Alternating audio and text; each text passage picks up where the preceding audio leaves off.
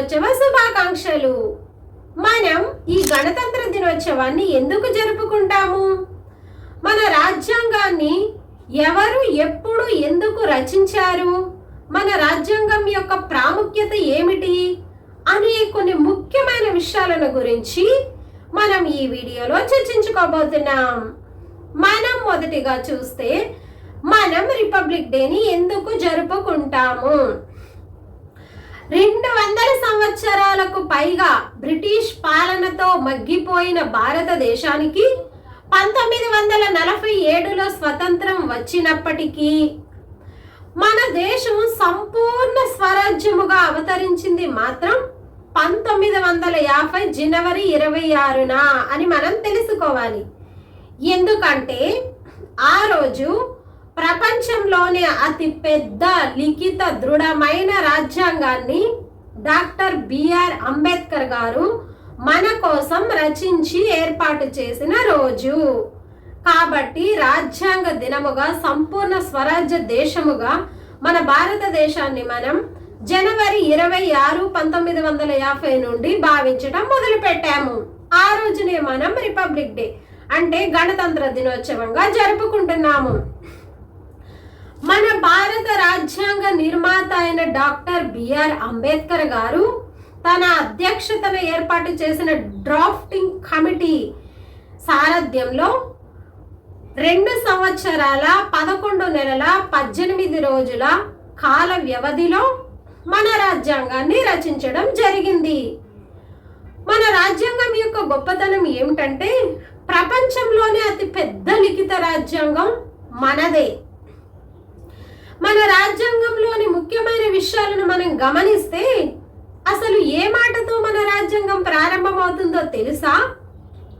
మన రాజ్యాంగ పీఠిక అంటే ప్రియాంబుల్లో మొట్టమొదటి వాక్యం భారతదేశ ప్రజలమైన మేము అనే వాక్యంతో ప్రారంభమవుతుంది. మన భారత రాజ్యాంగం సర్వసత్తాక సామ్యవాద లౌకిక ప్రజాస్వామ్య గణతంత్ర రాజ్యముగా అవతరించింది. సో ఇంత గొప్ప భారత రాజ్యాంగం మనకు లభించిన రోజు కాబట్టి ఆ రోజున మనం సెలబ్రేట్ చేసుకుంటున్నాం. మనం గుర్తించాలి ఏంటంటే మనం ప్రపంచ దేశాలకే మార్గదర్శకమైన భారతదేశంలో జన్మించాం. మన దేశానికి ఒక సంపూర్ణ రూపకల్పన కల్పించిందే మన భారత రాజ్యాంగం. మన రాజ్యాంగమే మన బలం, మన ఆయుధం. ఎందుకంటే ఈ రాజ్యాంగంలో మనకు ఏ ఏ హక్కులు ఉన్నాయి అనే విషయాన్ని ప్రాథమిక హక్కుల రూపంలో పొందుపరిచారు. ఫండమెంటల్ రైట్స్ అంటే ప్రాథమిక హక్కులు మనకి మన హక్కులను తెలియజేస్తాయి. అదే విధముగా మనం దేశం పట్ల ఏ విధులను నిర్వర్తించాలి, ఫండమెంటల్ డ్యూటీస్ మన ప్రాథమిక విధులను గురించి మనకు తెలియజేయడం జరిగింది. ఇంత ముఖ్యమైన విషయాలన్నీ పొందుపరిచి ఉన్నది కాబట్టే మన భారత రాజ్యాంగ దినోత్సవాన్ని మనం జరుపుకుంటున్నాము. మన రాజ్యాంగం పట్ల మనం ఎంతో శ్రద్ధ కలిగి ఉండాలి. ఎందుకంటే రకరకాల సవరణలు రావచ్చు కాల గమనాన్ని బట్టి, కాలక్రమేణా మారుతున్న పరిస్థితులను బట్టి. కానీ మన రాజ్యాంగం ఎంతో గొప్పది. ఒక మహనీయుడైన అంబేద్కర్ గారి చేత, ఒక మేధావి అయిన అంబేద్కర్ గారి చేత రచించబడిన ఒక గొప్ప పుస్తకం. అది కేవలం పుస్తకం కాదు, మన భారతదేశ భవిష్యత్తు మన రాజ్యాంగం. మన దేశం కోసం ఎంతో మంది అమరవీరులు వారి జీవితాలను సైతం లెక్క చేయకుండా, వారి స్వలాభాన్ని, వారి సుఖాలను ఏమీ లెక్క చేయకుండా దేశం కోసం ప్రాణాలు అర్పించి మన దేశానికి స్వతంత్రాన్ని తెచ్చారు.